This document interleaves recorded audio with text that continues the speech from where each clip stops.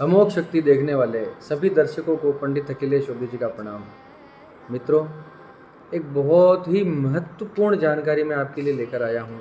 जो भी मित्र हमारे सनातन संस्कृति के साथ जुड़े हुए हैं, जिन्हें मंत्रोच्चारण में, किसी साधना में जिन्हें इंटरेस्ट है, जो रुचि है, या जो साधक लोग हैं, जो किसी न किसी प्रकार से रोज़ माला से जप करते हैं अपनी माला के साथ, जिनका जीवन में माला का उपयोग है किसी भी प्रकार से मंत्रोच्चारण से, तो ये वीडियो उनके लिए बहुत महत्वपूर्ण है। मैं साधना के दौरान माला के कुछ नियम आपको बताना चाहता हूँ कि माला को आपको किस प्रकार रखना चाहिए, कैसी माला आपके साथ होनी चाहिए।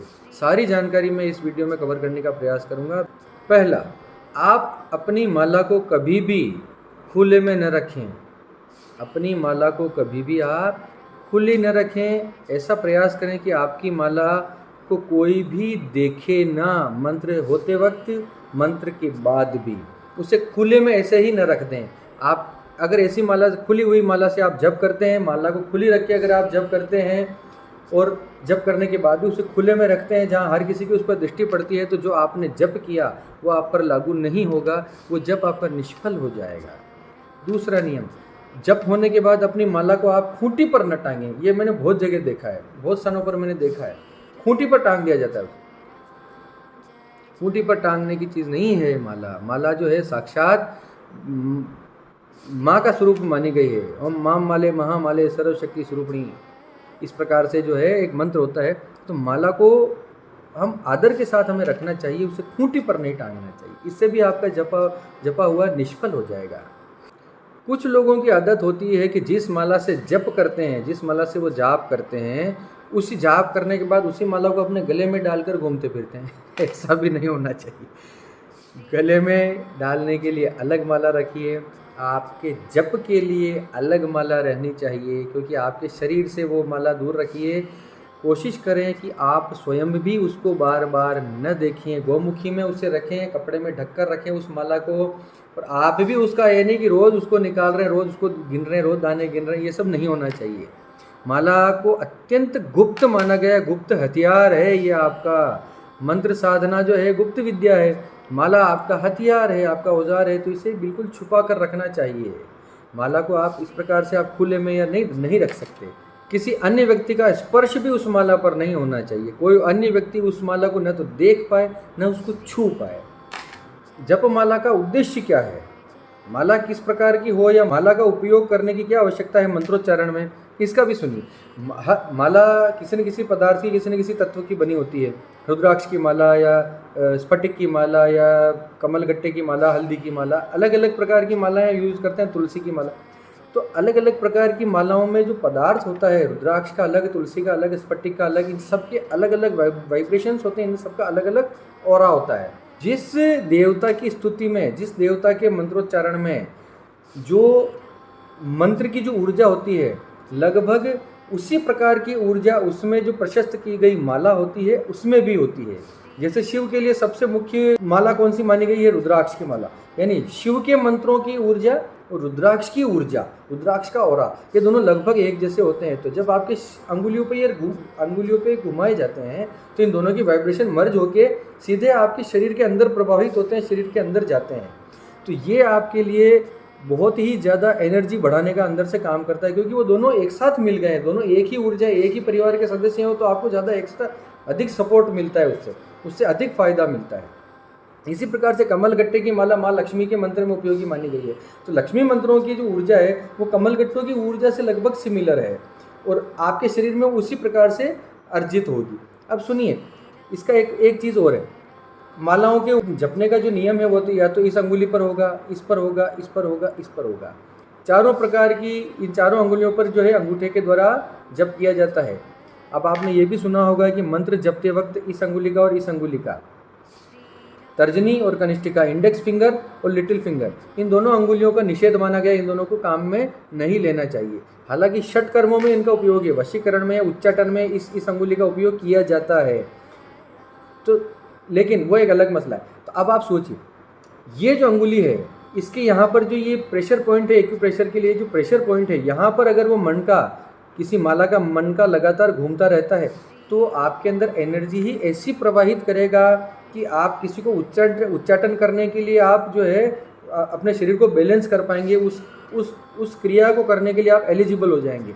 इसी प्रकार से ये बड़ी अंगुली है, सबसे बड़ी वाली जो अंगुली है, इस पर जब आप जप करते हैं तो यहाँ पर जो प्रेशर पॉइंट है वो आपको मानसिक शांति देगा। इसी के साथ आपको धन के अंदर आपके लिए जो है वो ऊर्जा ऐसी प्रभावित करेगा आपके शरीर के अंदर कि आपके धन के लिए बड़ा वो अच्छा है। इसी के साथ ये है रिंग फिंगर, अनामिका, ये जो है आपके जीवन में सुख और शांति और धैर्य बनाकर रखती है, आपको सत्व की ओर ले जाती है। यहाँ पर जो प्रेशर पॉइंट है, आप माला न जपें, कोई बात नहीं। अगर आप माला नहीं जपना चाहते, वैसे ही नॉर्मली रोज़मर्रा के जीवन में भी अगर आपको तनाव है, कोई टेंशन है, आप शांत रहना चाहते हैं, आपके अंदर पेशेंस विकसित करना चाहते हैं, सत्य पकड़ना चाहते हैं, ईश्वर का साक्षात्कार करना चाहते हैं, धर्म में अध्यात्म में आपकी रुचि है, तो इस प्रेशर पॉइंट को आप वैसे भी दबाते रहिए ऐसा दिन में, इंडेक्स फिंगर पे, तब भी आपको ये चीज़ें प्राप्त होंगी। तो माला के मणके जब उसके ऊपर गोल गोल वहाँ से एक एक करके घूमते हैं तो ये प्रेशर पॉइंट आपका जागृत होने लग जाता है और आपके अंदर ये चीज़ें विकसित होने लग जाती है। इसी प्रकार से सबसे छोटी अंगुली मारण कर्म में, षट कर्मों में से जो मारण कर्म होता है, जो अभिचारी कर्म होते हैं, उसके अंदर सबसे छोटी अंगुली पर रखकर जप किया जाता है, बाकी 3 अंगुलियाँ टाली जाती हैं। तो ये तो बहुत मुश्किल होता है, कर्म भी मुश्किल है।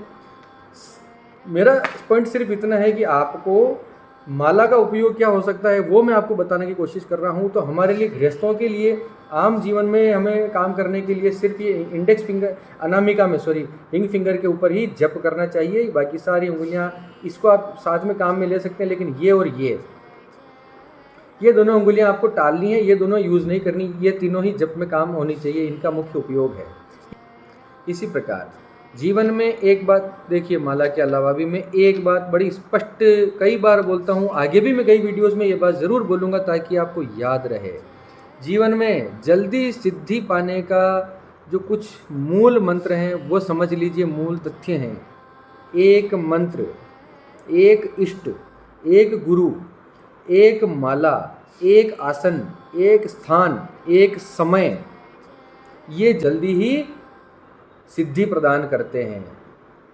2-3 मालाएं हो गई, 2-3 इष्ट हो गए, भगवान गणेश का भी जप लिया, शिव भगवान को भी जप लिया, सिद्धि नहीं मिलेगी। एक ही मंत्र होना चाहिए आपके जीवन में, एक ही मंत्र को पकड़ लिया और वही सब कुछ दिला देगा। अगर उसका निरंतर आपने अभ्यास किया, निरंतर आपने उसकी साधना की, उस पद्धति से आपने उस सिस्टम को अगर आपने फॉलो किया तो निश्चित रूप से सफलता मिलेगी।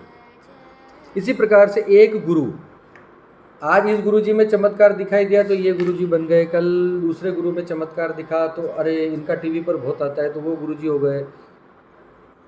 ऐसा नहीं, मैं किसी गुरु विशेष को मैं वो कंडेम नहीं कर रहा हूँ। मेरा पॉइंट सिर्फ इतना है कि गुरु एक ही रखिए, गुरु के किए पर मत जा, गुरु के कहे पर जा। यानी जो आपको सही राह दिखा दे, वो खुद अपने जीवन में कैसे रहते हैं इस पर ध्यान नहीं देना चाहिए। अच्छा शिष्य वो होता है जो गुरु के कहने पर चलता है, उसके करने पर ना चले।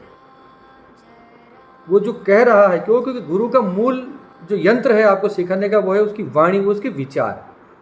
आपको सिर्फ उन्हीं को फॉलो करना होता है। तो एक गुरु रखना हमेशा। इसी प्रकार से एक माला भी एक ही होनी चाहिए आपके जीवन में। वो खंडित हो जाती है तो फिर आप उसको विसर्जित करके दूसरी ले लीजिए। उसके मणके आप चेंज करवा सकते हैं, उसके मोती आप चेंज करवा सकते हैं, रुद्राक्ष हो या कोई भी अन्य माला हो। तो लेकिन माला भी एक ही होनी चाहिए। एक मंत्र, एक इष्ट, एक गुरु, एक माला, एक आसन।